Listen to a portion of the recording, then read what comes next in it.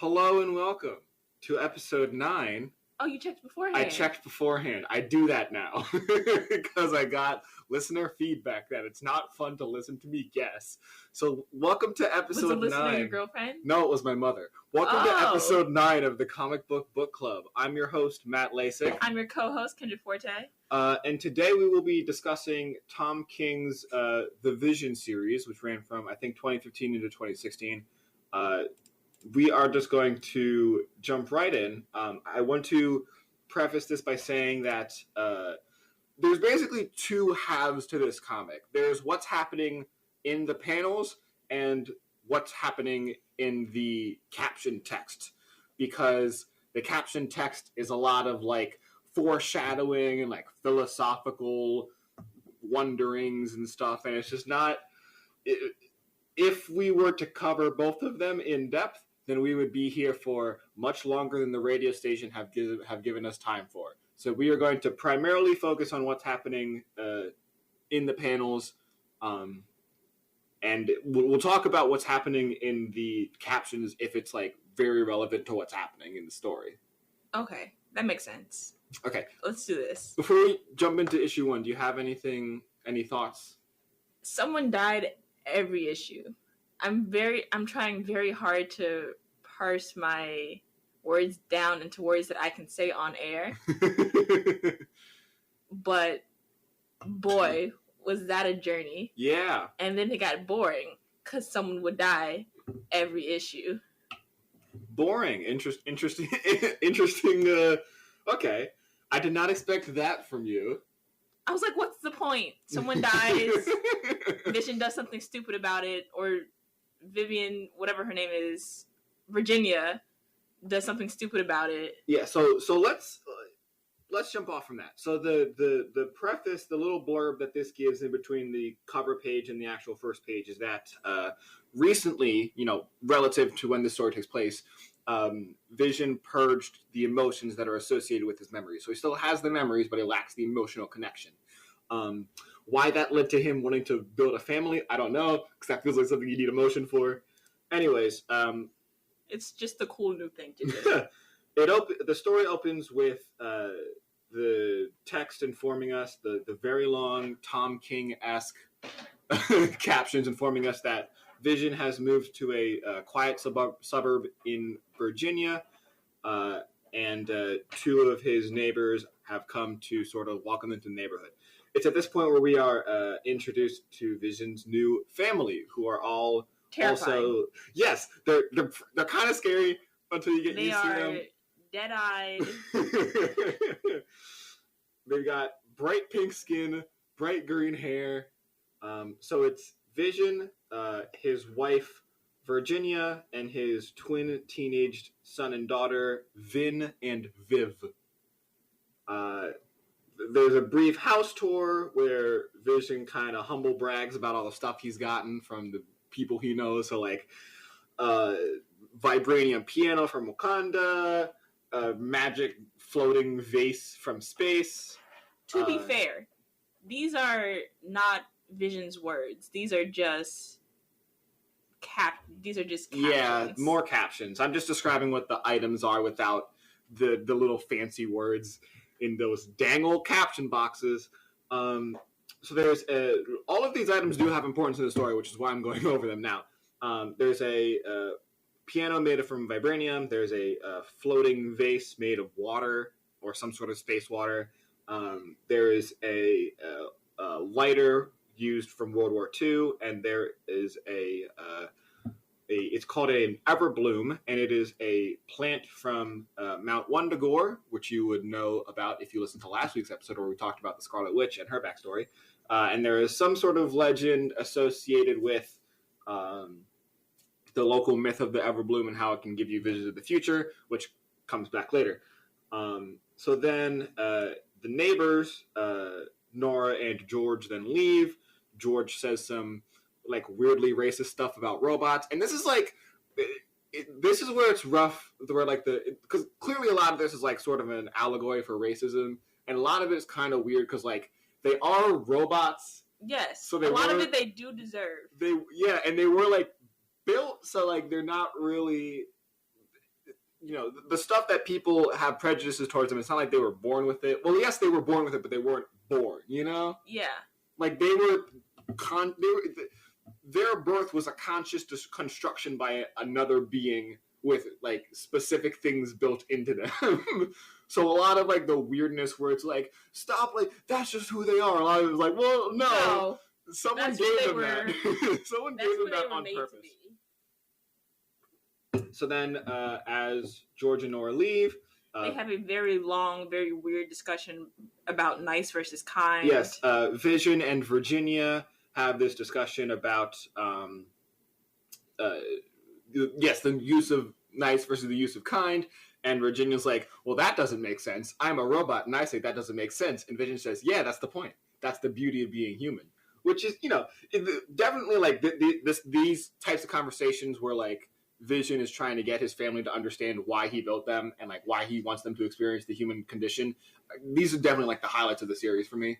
But they're kind of few and far between.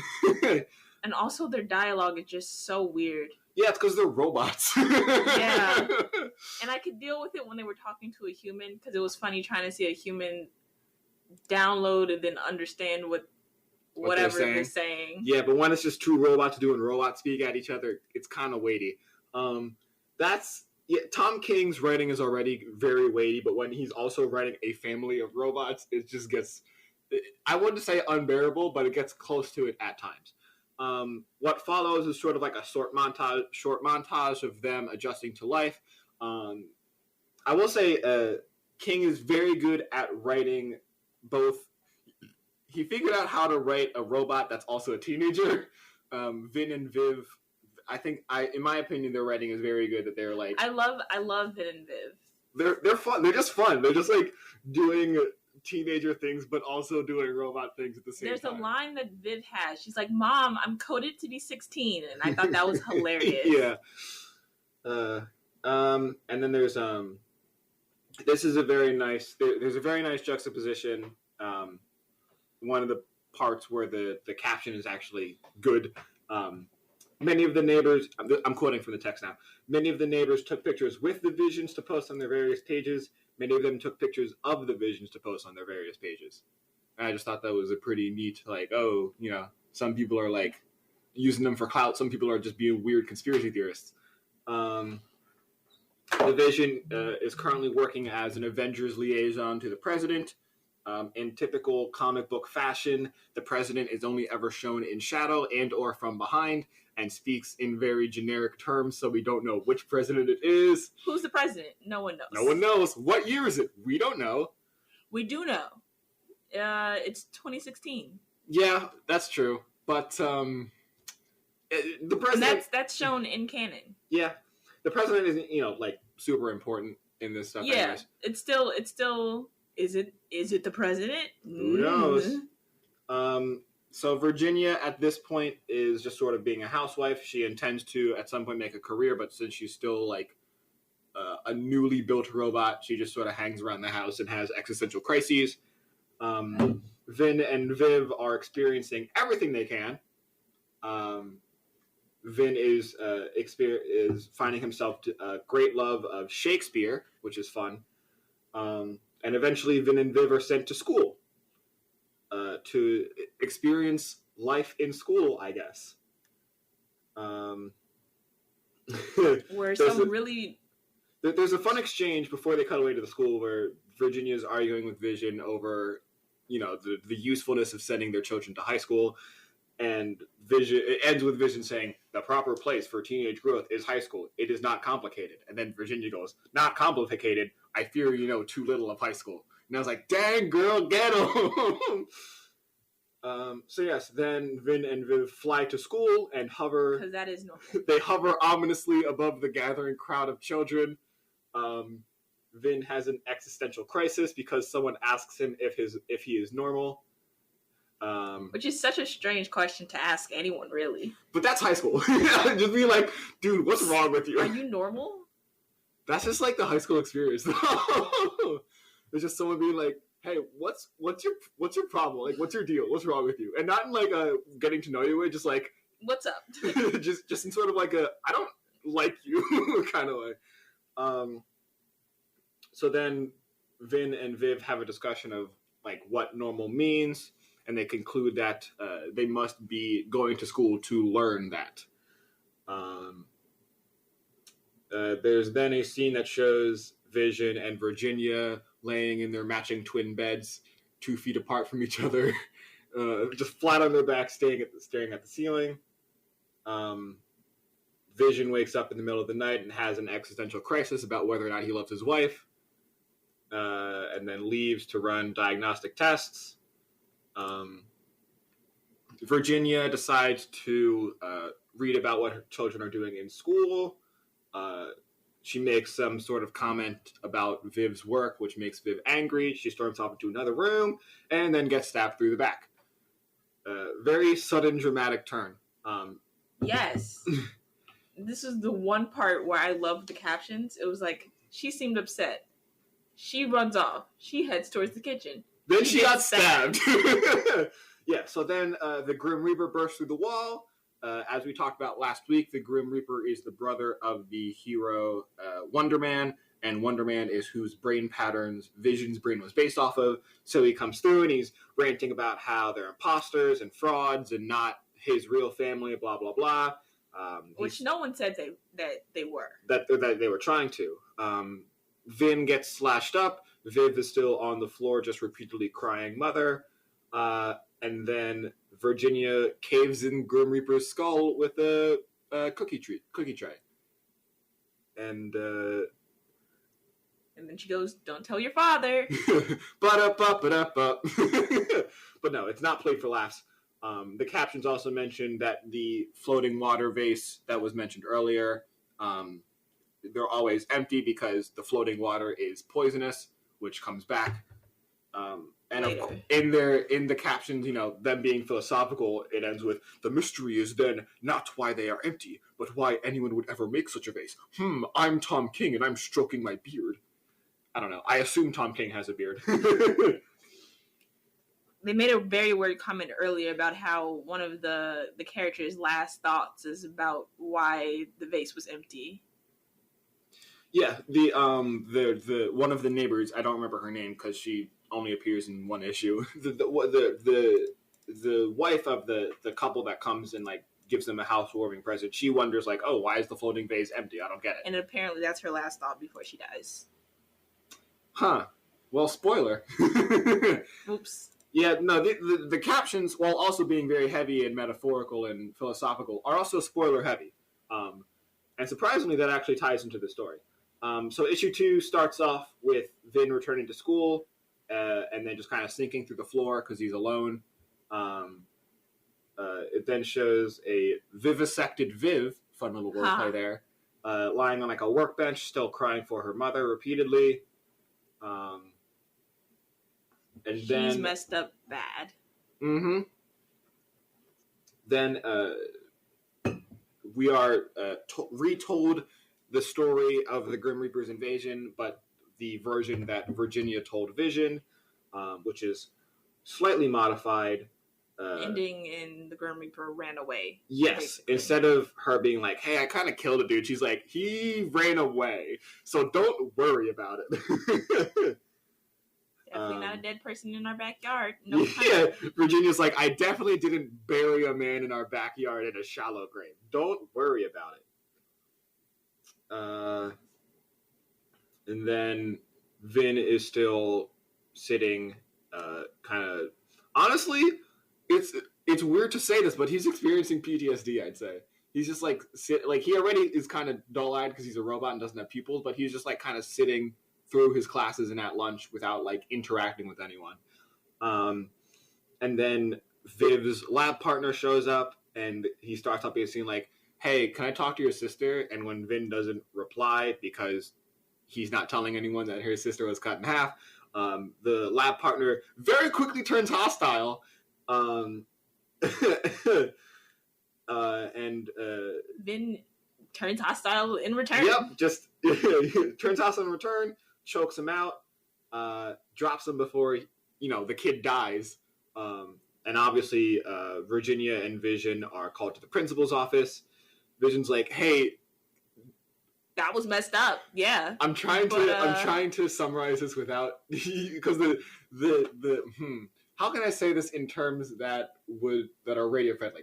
Vision shows up and basically everything says on here is not like anything you could respond to this comic is not radio friendly. Yeah, Vision. So the principal's like, "Hey, your kid's kind of a mess," and Vision goes, "Hey, idiot! I saved the world 37 times, so back off." And the principal's like, "Well, all right."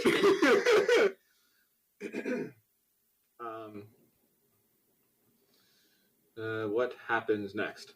I apologize. I have lost my train of thought. Virginia and Vision have another heavy philosophical conversation about the value of saying good luck. And then Virginia discovers someone has video evidence of her burying the Grim Reaper. And it's sent to her on like a burner phone. And a very nice burner phone. Yes, this is like this is a quality Samsung-esque phone. Yeah, it's obviously it's not a specific phone, but this is like a pretty nice phone to just use as a burner. And then the issue 2 ends with the phone ringing. So that's that clip. While we're on this, do all comics have the letters page at the end? It varies. Because I think it was fun seeing readers' reactions. Yeah, I usually, unless it's like something, unless the comic is something very controversial, I usually skip over the letters page just because like that's not the kind of thing that I read comics for. But they can be fun. Sometimes there's even lore that's revealed in the letters page because that's always fun. It's like the equivalent now would be if like the exact equivalent is when the creator of Phineas and Ferb revealed important lore in the comments of a TikTok video he made. That's like the equivalent of the letters page in comics books. I really like the cover of issue 3 because it's like a take on like the whole like housewife sweeping up thing, but like the housewife is Virginia and she's sweeping a dead body under a throw rug. Just very fun. Issue 3 starts off with some kids spraying, I guess, a robot slur on the Visions' There's a whole thing about how they looked up what robot slurs were. Yeah, this is all in the captions, by the way. How do you call a robot a bad name? Yeah, and then Virginia shows up and sort of beats the crap out of them. Vision is elsewhere. It then cuts away to far in the past, and we are shown a character named Agatha Harkness, who I knew I forgot to mention someone last week when we were talking about important characters. Very quickly, Agatha Harkness is a very old witch.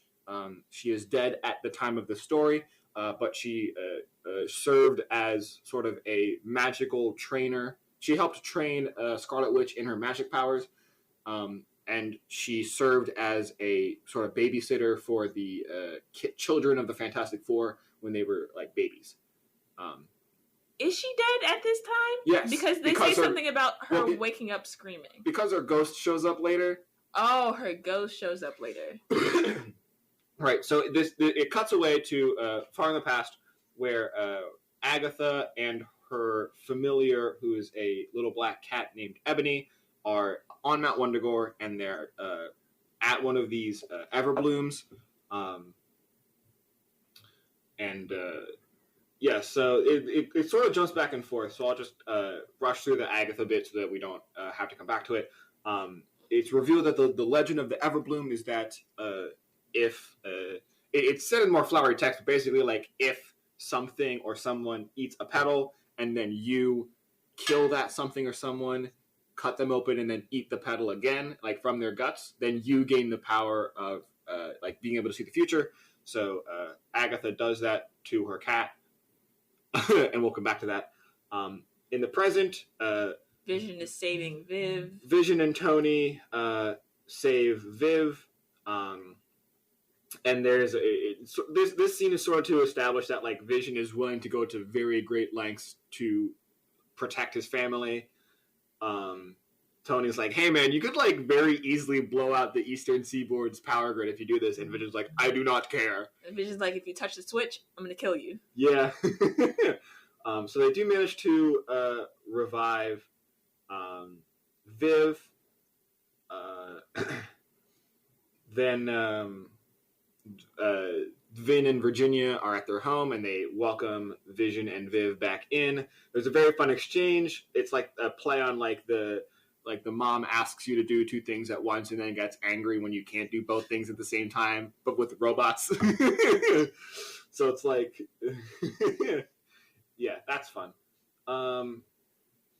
And then there's a really weird robot sex-ish scene. Yeah, I mean, it's implied that they have all human body parts, so they basically have sex. Vision's like, hey, we need to talk about this. And Virginia's like, no, let's have sex instead. Vision's like, hey, the Grim Reaper, no one can find him.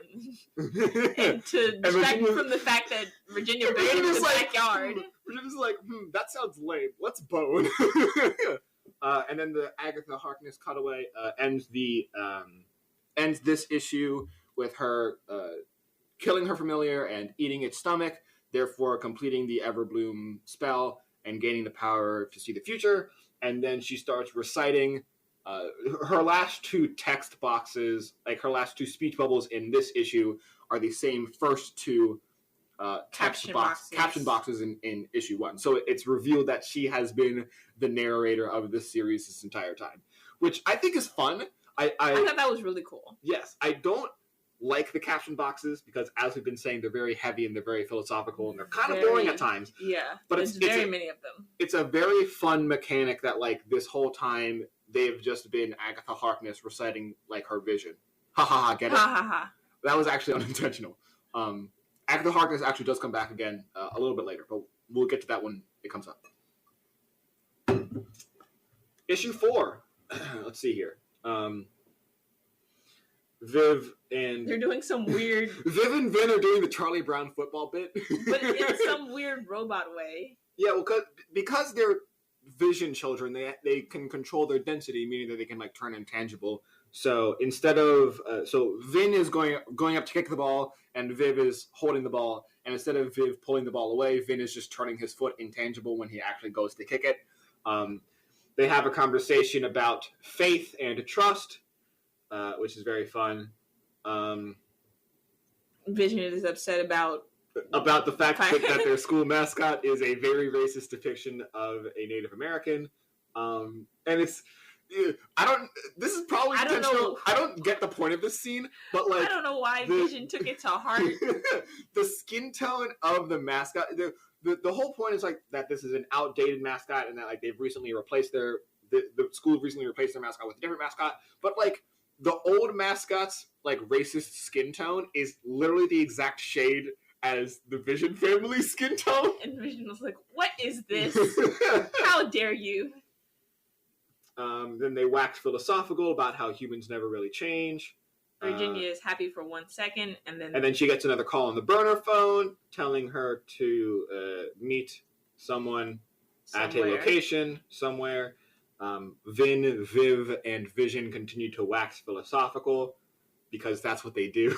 And then they play catch. Vin and Viv return to school, and everyone's like staring at them, obviously, because Vin like assaulted a kid, and Viv's been mysteriously disappeared for like a week. So, I believe it's, yes, then the lab partner shows up again, and his name is CK, because he's a fun, trendy high schooler with a nickname. Then they walk in the rain and have like a cute little conversation, flirting, if you will. Very strange, again, because Viv is still like talking like a robot. But very importantly... and they try very hard to make this kid seem like a teenager because he says, and like, and whatever, every 3 words. This is like a 40, probably, I don't know how old Tom King is, but like a fully grown adult trying to write a high schooler. As usual, it doesn't go well. But importantly, their conversation ends with CK's being like, "Hey man, doesn't like the rain bother you?" And Viv says, "No, it just goes through me." Get it? Because she can like turn herself intangible. Anyways. More caption stuff. There's sort of like a fun little this series has a lot of like takes on like sort of sitcom-y things. So like Vision's fighting a giant monster while on the phone with Virginia. Virginia's like, "I need you to do something," and Vision's like, I am in the middle. I'm kind of busy, fighting babe. a monster. Please, can you do it? Virginia's like, no. Yeah, Virginia's like, I need you to like be here for your kids, and Vision's like, I'm busy saving the world. Like, go solve your own problems. Virginia's like, I've got stuff to do. Yeah. So then Virginia goes to visit the person that has been calling her, which turns out to be CK's dad. Father. So everything's like interconnected here, which is fun. Side note, I have family living in Alexandria. So this is just like a weird little like, I kind of know that place. There's a bit of a confrontation. CK's dad's like, hey, like, I don't want to harm you. I just want you to leave. Yeah. Just leave and I won't show anyone the video. Ask for money? No, he was like, I'm not going to ask for money. I'm not going to ask for anything. I just want you to leave because this is my neighborhood. Yeah, that's right. He asks them. That's right. CK's dad is like, you need to get your weird robot stuff out of here because it's too weird. Also, you killed a dude, but I'm not going to do anything about it because you can kill me. Just please leave. That's beside the point that you killed someone. Virginia gets a little hostile. CK's dad pulls a gun, fires. Because Virginia is a vision, it just passes through her. But the bullets hit CK, who is in the room. So now CK is dead. His dad turns hostile again and like yells stuff like, you killed him, I'm gonna kill you. Virginia knocks him out with a punch. And it's very cool that they showed that they still have the old races. Oh, I never even noticed that. They have the old races depiction of a Native American mascot. The old mascot. They still have the school's old mascot like hanging in their house. And it's like the last shot of this issue. I never noticed that. So that's issue 4. We are just trucking right along. And we're 30 minutes in and we're not even halfway through. Wow. We're going to speed things up a bit. Yeah, so CK's dad is still in the hospital. CK is dead, obviously. My page. Okay, we're good. Things are happening.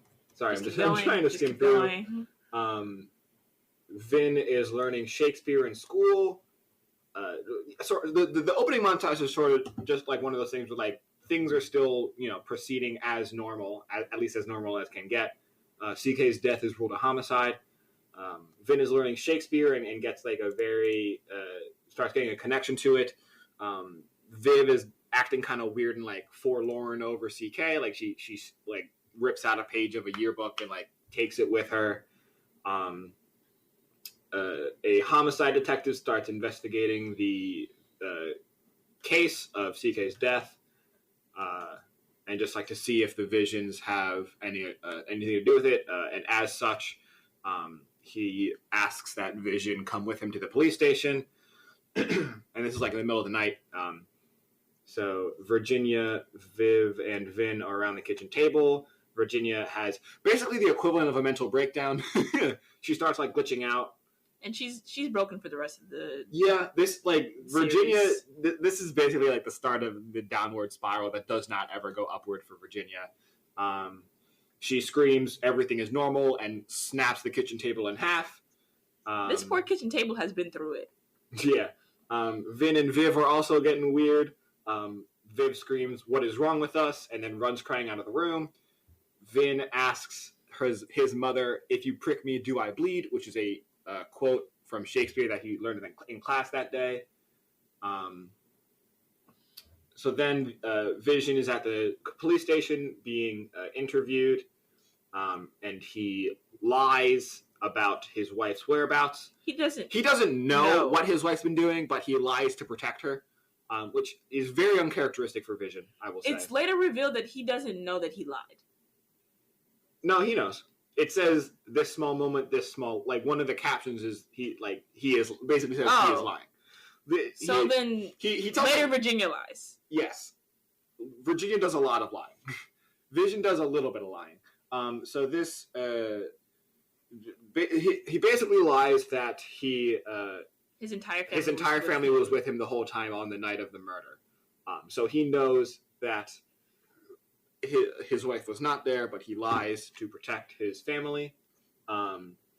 He comes home. Virginia's still sitting in front of the shattered kitchen table having a breakdown. Vision's like, it'll probably be fine in the morning. Virginia's like, I broke the table and I don't know how to fix it. And Vision's like, it's too late for this nonsense. Let's go to bed. I'm going to bed. And that's issue 5.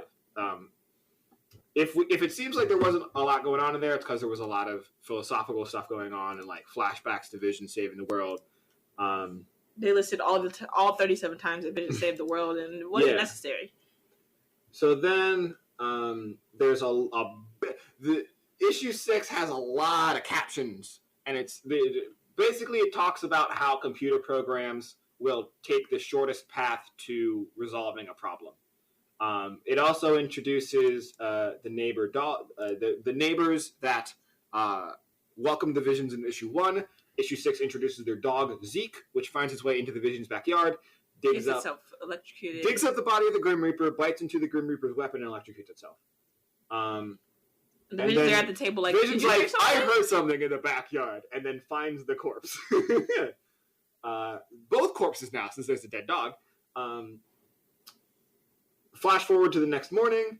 The neighbor is looking for the dog, and goes into the Vision's house to reveal that everything in the house is smashed into pieces. Virginia's real sketchy about it. She's like, you want to come into my house to look for your dog? He's like, no, I'm just trying to ask if you've seen it. You want to come into my house to look for your dog.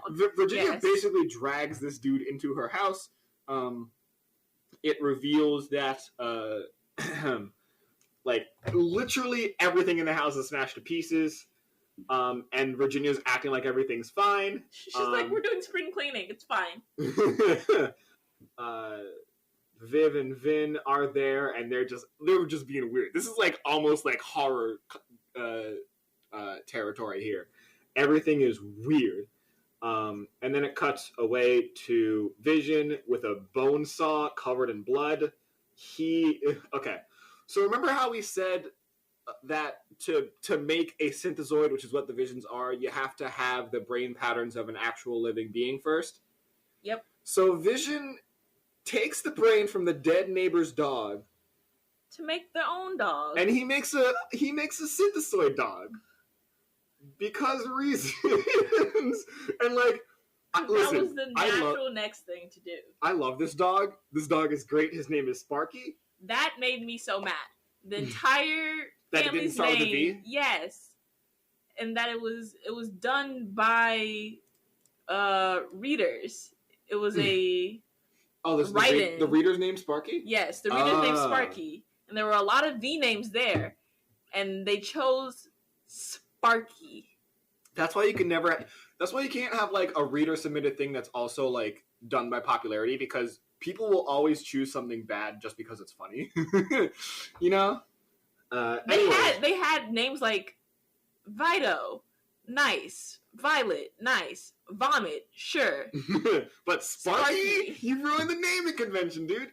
So anyway, Sparky's arrival kind of starts to draw Vin and Viv out of their PTSD shells, and it's like, oh, they're like, you know, sort of starting to like come back together. It's at this point that all of the captions and narrating have been they've actually in universe been delivered in the form of Agatha Harkness's ghost, and she has been dead for a long time at this point. I don't remember when she died, but it was like a long time ago in the comics. So like, I guess her ghost decided now to come back to, just because like now is when the Vision stuff is ramping up. So all of this narration has actually been Agatha's ghost delivering all of this information in the form of a prophecy to a whole bunch of Avengers. It's a nice shot. I love this shot. I don't like how Spider-Man is drawn. I don't like a little goblin. He's drawn like a little goblin person. So the twist, the sort of midway twist, because this is the end of issue 6. The midway twist is that this story is actually being told by Agatha to the Avengers as a warning that Vision is going to destroy all of them and destroy the world. And that's the cliffhanger for issue 6. Any quick thoughts as the midway point before we jump My forward. my only quick thoughts were that Sparky did not start with the V, and I was very upset. Yeah. So issue 7 is kind of weird because there's a lot of flashbacks. The first flashback is a long time ago when Vision and Scarlet Witch were just like at the beginning of them being together. They share a cute little moment. It jumps forward a little bit and shows them like making out during a fight with I should mention Count Nefaria is a very powerful villain who they're fighting in this flashback, and like they're taking time to just make out behind a tree as like stuff is just blowing up around them. They wax philosophical. Vision's like, I love you. Another flash forward. They're all sitting around a table. It's Vision, Scarlet Witch, Agatha Harkness, Quicksilver, Wanda's brother, and the cow woman that raised the two of them when they were babies, as well as Wonder Man, and another Golden Age hero who literally doesn't matter. How did Wonder Man get invited? No one knows who Wonder Man is. Why is he suddenly just here? Well, he's important. This is still flashback. This is still in a flashback. I'm just confused about what was the connection between Wonder Man and literally anybody in the story other than the fact that Vision. he's Vision's brain base. Yeah. I guess that makes him family? I don't know. Unclear. Another flashback. They're being cute again. Flash forward, I should say. This is all still flashback. Another flash forward. This is sort of what we talked about last week where Wanda used some weird soul magic to create two kids out of nothing. And Vision's like, they're not real. And Wanda has a breakdown. Another flash forward. This is, so in this flashback, Vision is pure white. And this is because this was during a time period where Vision did one of his like little funny emotional purges that he does every so often. So like the kids, the twins are starting to grow, and Vision's sort of Daddy, you're white, and he's like, I'm no longer your father. Yeah, your mother is no longer my wife. Your dad's dead. I'm done with that phase of my life. It's just like weird robot stuff. I don't know. Another flash forward. White Vision is leaving. Another flash forward, Vision's back to quote-unquote normal, and he walks in on Wonder Man and Scarlet Witch being lovey together because Scarlet Witch moved on to Wonder Man. So then the end of this flashback is Wanda gives Vision a copy of her own brain patterns, and it's not, I don't know if they directly say it, but the obvious implication is that Virginia's brain patterns are based off Scarlet Witch. Which is no wonder she went crazy. Yeah, Scarlet Witch goes crazy like every couple of years, so obviously... Obviously there was going to be some issues here. So then the very first flashback sort of was centered around like this cute little joke that Vision tells Scarlet Witch, and then they both laugh. So issue 7 ends in the present where Vision and Virginia are sitting in bed. It's sort of like, it's basically a mirror of the first flashback because he tells the same joke, but neither of them laugh. They're just sitting straight up in bed. They got one bed now, which is nice. Yeah, so the purpose of this, not really much happens to progress the story in this issue, though. The main purpose of this issue was just to have the big reveal that Virginia is based off of Scarlet Witch, and just to further highlight that there's basically no chemistry between Vision and Virginia. So that is issue 7. Issue 8, I like this cover. This is a very fun cover. It's the boots of the various Avengers, like, standing on the Vision's welcome mat. I just think that's cute. My page is freezing again, so please hold on. Here we go. Okay. So Viv is still playing back clips of CK's voice. She's still not over him. Vin is still reciting Shakespeare. Virginia's being kind of creepy because she's just like playing the piano and singing "Row, row, row your boat." And honestly, what a nightmare! I would not want to hear a robot sing "Row, row, row your boat." That just thank you. It's right up there with children in horror movies. Yeah. So Vin throws a ball for Sparky out the window. Sparky goes through the wall. And it is at this point where a character named Victor Mancha enters the scene. He is, if any of our listeners have watched the, I believe it was the Hulu show Runaways, or was it ABC Family? One of those. Victor comes from the series Runaways. He is, I believe, I'm not sure if he's full robot or like half robot, half human, but he is another creation of Ultron. He was created to resemble a human as close as possible, grow up as a human, and then like at a certain point, he would basically the game plan. Same thing as Vision. The ultimate game plan for Victor was that he would become a hero, join the Avengers, then turn evil, destroy the Avengers. Same song and dance. He did not apparently learn from Vision because Victor does the same thing. Victor does the same thing as Vision in that he just like becomes a hero. So he is technically Vision's brother and therefore Vin and Viv's uncle. So he moves into with the family. They do cute family things. There's a cute little moment where like they're all at a restaurant. and the waitress comes up and is like, sir, are you sure you don't actually want the food you ordered? And Vision's like, yes, just have the cooks wait 45 minutes and then bring me a bill. Just cute little family things. Victor's like, man, I'm jealous of your family. And Vision's like, man, I'm jealous of your hair. Because Victor has hair and Vision doesn't. So then Victor and Virginia play the vibranium piano and wax philosophical again.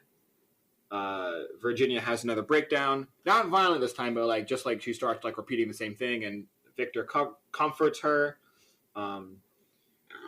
Victor bonds with Vin, and basically Victor just comes into their lives and like bonds with everyone in the family and makes them all feel better, and they make him feel better.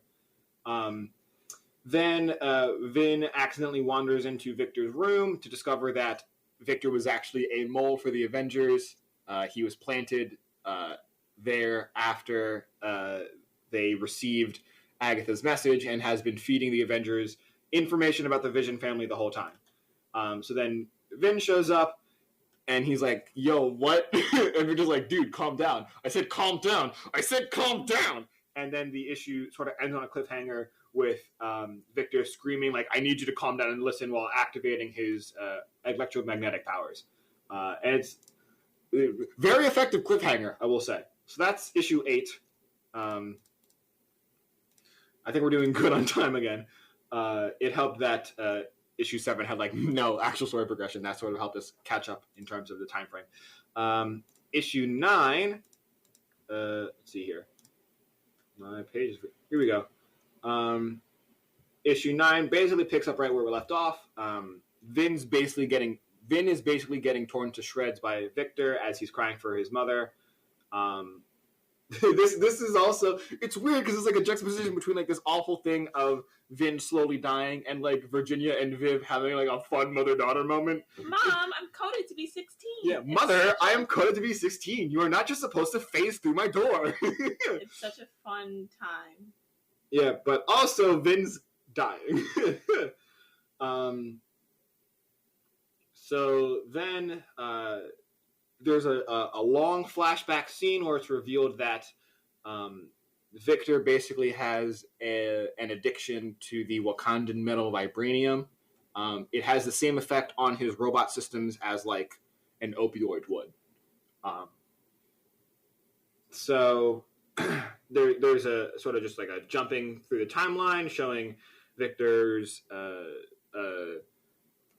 addiction worsening. The whole time it's intercut with scenes of him accidentally killing. Yeah, because like Victor's holding Vin in like an electromagnetic field, and he's like, Vin, you need to stop fighting. I just want to explain things to you. And the whole time Vin is fighting and screaming for his parents. Then Sparky comes to the rescue and starts attacking Victor. And then, oh boy. In the fight, Vin's solar beam fires off and shoots into the house of George and Nora, the couple who owned the dog that Sparky was based off of, and that they're a couple from issue days. 1. Yeah, they're having a bad few days. They die. Yeah. And then the flashbacks catch up to reveal that, again, the Avengers sent Victor to infiltrate the family and answer 3 questions. Who killed the Grim Reaper? Who killed CK? And did Vision lie to the police? So then, in the process of that, Victor discovers that their piano is made from vibranium, reigniting his vibranium addiction, which, sort of takes him down the spiral that leads to him killing Vin. And then, oh boy, the issue ends with Vin and Virginia, or Vision and Virginia. These V names are killing me, man. Vision and Virginia discover Victor and Vin's dead body. And they're all just sort of crying in a room, repeating the same lines of dialogue over and over because they're all robots. And that's the cliffhanger for issue 9. Issue 10 is another fun cover. I don't like just the juxtaposition between like the seriousness of the content and how fun the covers are. Covers. Yeah, so the cover for issue 10 is basically a Vision family tree. That's about it. It just shows like the connections between Ant-Man and Ultron, Wonder Man, etc., etc.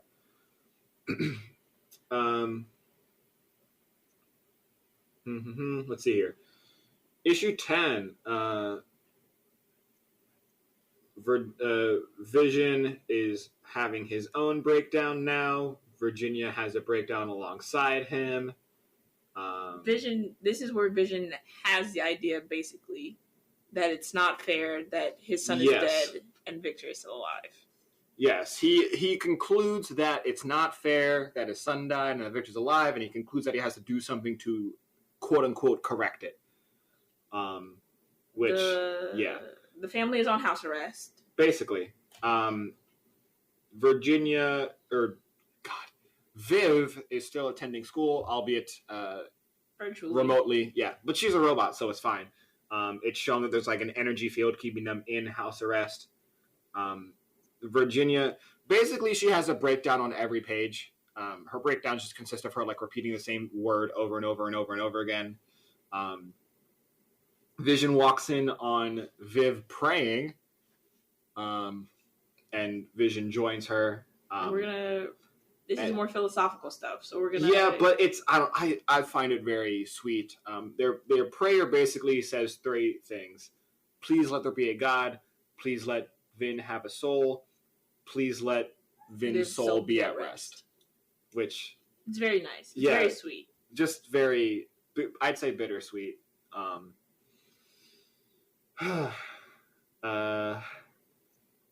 Then Vision reveals that one of the little, gifts that they were given that was covered in issue 1, the lighter given by Captain America, is made out of vibranium.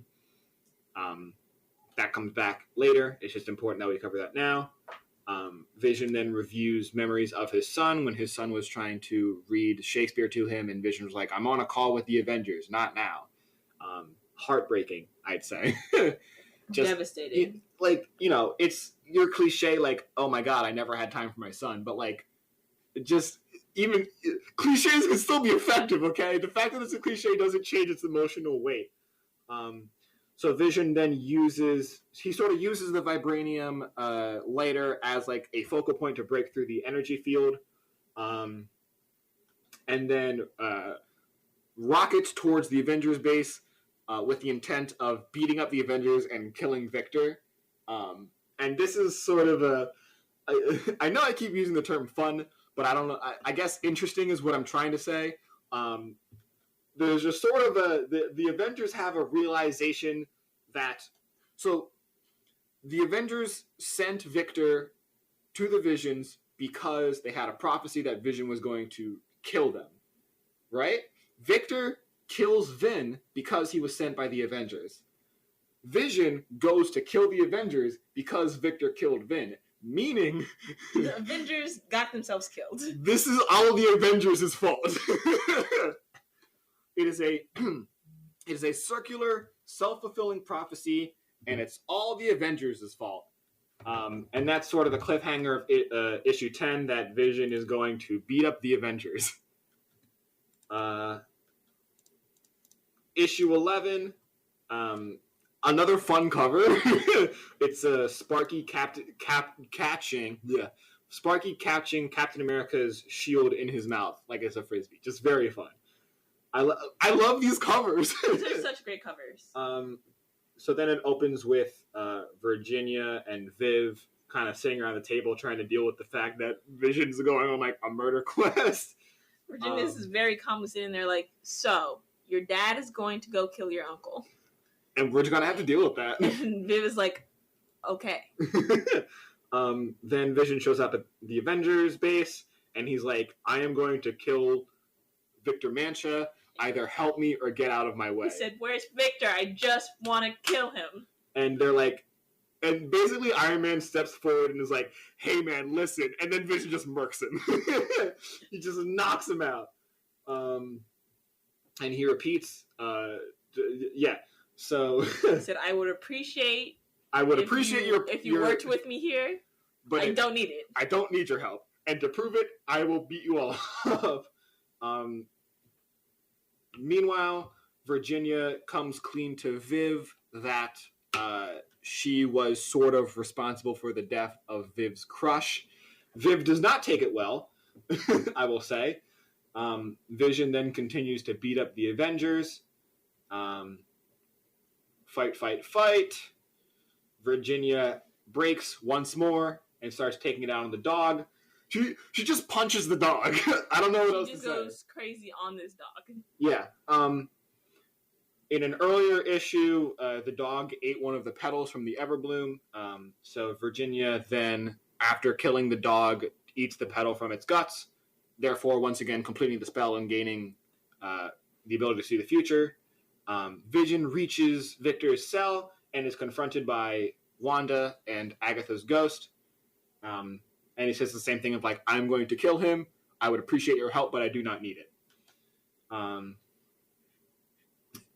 Wanda tries to reach him through whatever scraps of humanity he has left, and is like, if you do this, things will only get worse. But like, it's not too late. And Vision's like, I don't care. And then all of a sudden, Virginia shows up and kills Victor.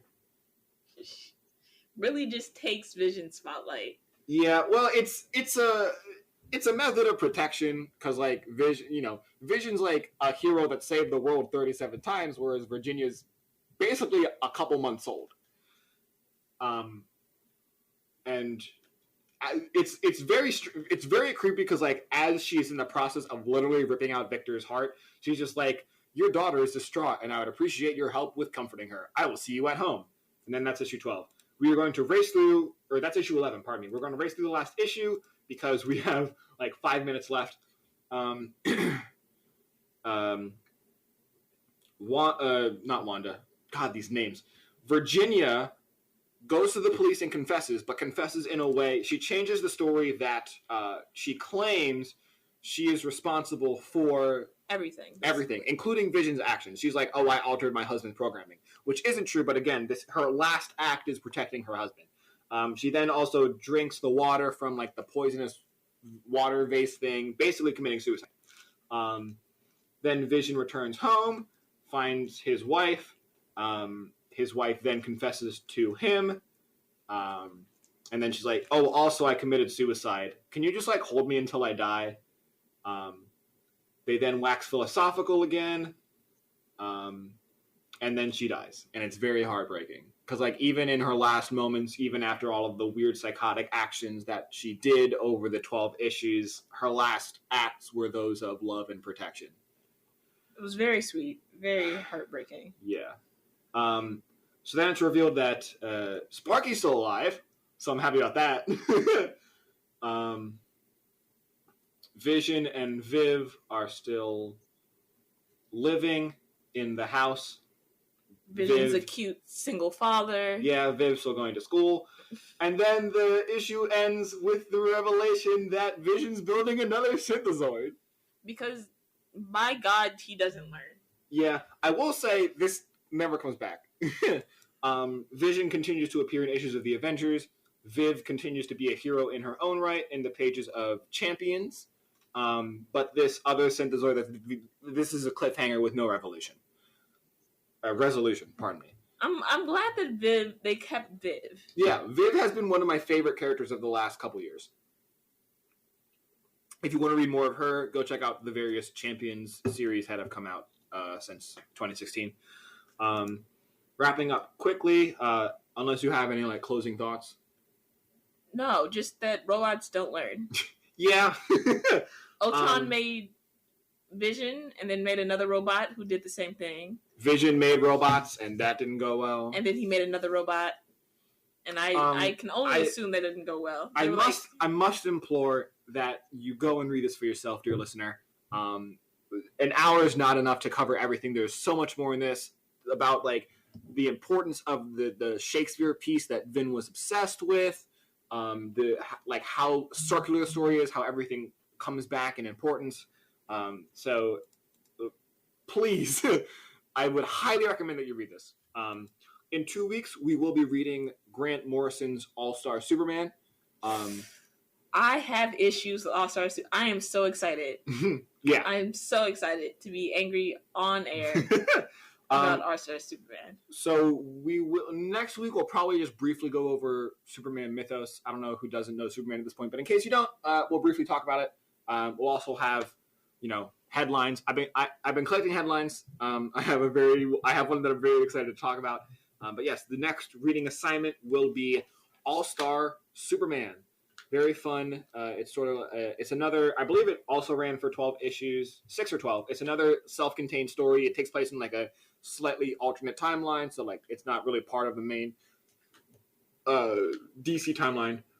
If you want to talk to us, recommend stories for us to read, ask questions, literally anything you want to talk to us about, you can tweet us or DM us on Twitter at CBBCPod. That's at CBBCPOD.